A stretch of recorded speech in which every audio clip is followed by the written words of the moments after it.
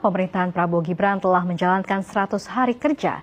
Survei Litbang Kompas menunjukkan mayoritas masyarakat puas dengan kinerja pemerintah. Lihat Presiden Prabowo, dia bilang sama saya, dia bilang, "Bang, ngapain kita bermusuhan, Bang?" Gitu. Terangkul aja semua. Dan saya lihat bagus. Dan spirit itu saya pikir yang harus kita kembangkan di Republik ini.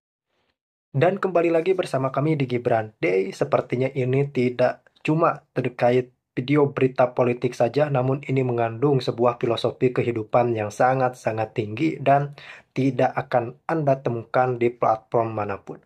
Saudara-saudara sekalian, kita tahu bahwa dengan terpilihnya Prabowo Subianto dan Gibran Raka Buming Raka sebagai Presiden dan Wakil Presiden Republik Indonesia periode 2024-2029 menyita perhatian publik Indonesia. Kita tahu bahwa sejatinya tidak semua pro dengan Prabowo, ada juga yang mengkritik, menyinyir, bahkan memfitnah. Bahwa kepemimpinan Presiden Prabowo Subianto sebelumnya sudah banyak menuai kritik dengan kebijakan-kebijakannya yang sebenarnya inovatif namun benar-benar baru diterapkan di Indonesia.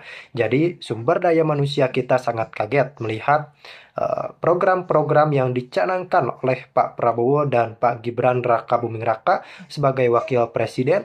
Tentu saja ini memang untuk mengejar ketertinggalan kita jika memang kita serius ingin menjadi negara maju dan ingin terlepas dari jeratan the middle income trap atau jebakan pendapatan menengah, atau dengan kata lain kita tidak boleh berpuas diri dengan status kita yang baru negara berkembang.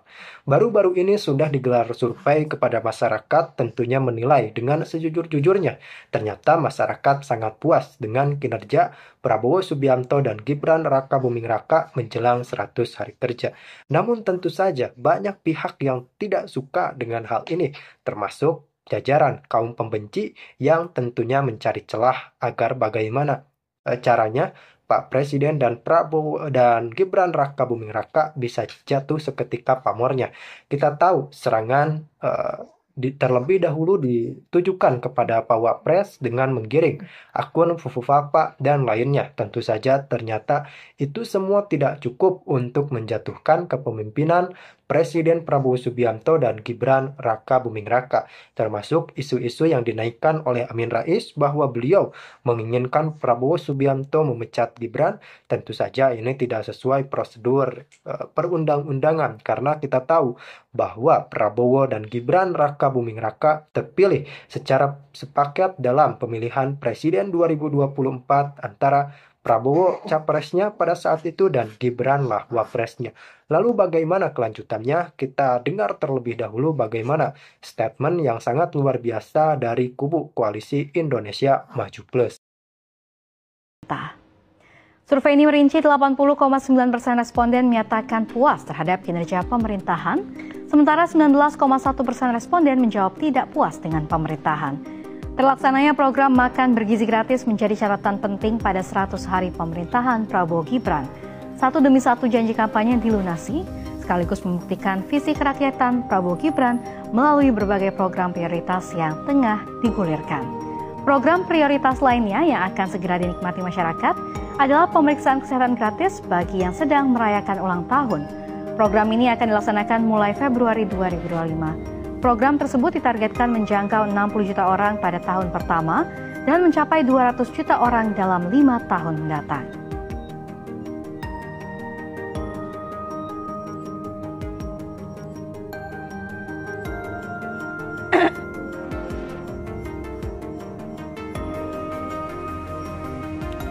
Hari pemerintahan Pak Prabowo dan juga Mas Gibran. Wakil Ketua MPR Edi Suparno memberikan apresiasi terhadap 100 hari kinerja pemerintahan Prabowo Gibran.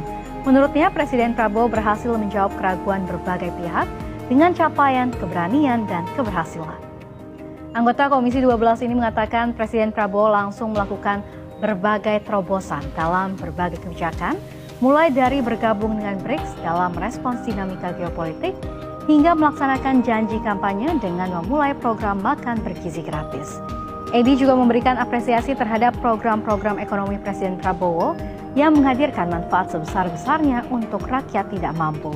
Ia menyebut kebijakan penghapusan utang UMKM dan nelayan Dan paket stimulus bansos 38 triliun sangat membantu masyarakat berpenghasilan rendah.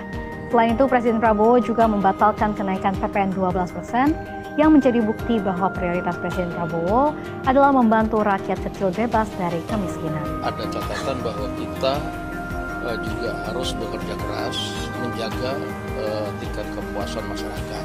Justru begini, dengan adanya tingkat kepuasan yang tinggi ini, pertama kita bersyukur, tetapi juga ada catatan bahwa kita juga harus bekerja keras menjaga tingkat kepuasan masyarakat. Nah, kita himbau kepada pemerintah itu kemudian untuk setelah 100 hari ini tidak kendur dalam mewujudkan janji-janji kampanye atau merealisasikan program-program yang dilakukan jelang 100 hari ini. Nah, sehingga sebagai partai pendukung pemerintah tentunya Gerindra akan turut membantu implementasi di lapangan sesuai dengan janji kampanye Presiden Prabowo dan Wakil Presiden Gibran Rakabuming Raka.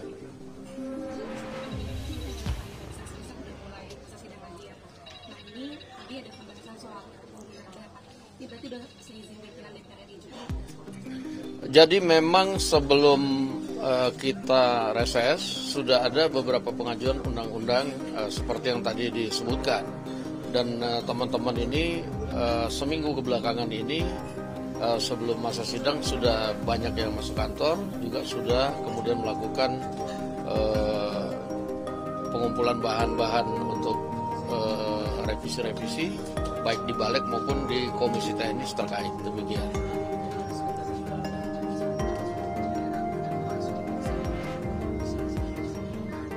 Tadi kayaknya enggak deh, karena kita ya kan waktunya juga nggak terlalu lama tadi, kita makan-makan sambil bicara-bicara. Yang terkini itu adalah hasil survei terhadap kinerja pemerintah, jadi itu kebetulan yang kita bahas. Demikian.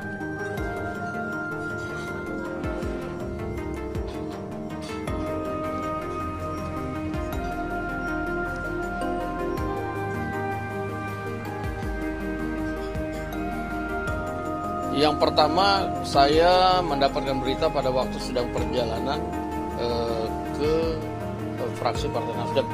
Tentunya kita akan pelajari, kita akan kaji, dan tentunya nanti kita akan minta komisi teknis yang terkait dengan kementerian juga untuk melakukan pemantauan dan evaluasi. Dan kita sudah dengar ya, statementnya sangat luar biasa, sangat merendah. Bahkan beliau mengatakan kita harus lebih fokus dalam bekerja. Ya, benar. Jadi kita tidak boleh juga terlena dengan angka survei kepuasan yang tinggi, tapi lebih ke bagaimana kita merealisasikan janji-janji kampanye yang berupa program-program dari Pak Presiden untuk kedepannya agar lebih baik, agar lebih efektif, dan tentu saja mencegah rongga-rongga kegagalan menggerogoti program kerja dari Kabinet Merah Putih yang dipimpin oleh Pak Prabowo Subianto. Ini jelas-jelas sinyal positif dan awal yang baik bagi kepemimpinan Pak Presiden. Kedepannya kita tahu bahwa tugas-tugas berat telah menanti Pak Prabowo Subianto, termasuk masalah-masalah yang mungkin saat ini baru kita terdetek, seperti ada menteri yang memang bersikap arogan. Kita lihat bagaimana polemik dari fatwa yang baru saja terjadi. Kemudian ada kasus yang saat ini sedang ramai, kasus Hasto Kristianto. Kemudian ada PR juga, jangan dilupakan Undang-Undang Perampasan Aset yang hingga saat ini belum ada kepastian hukum di lembaga manapun.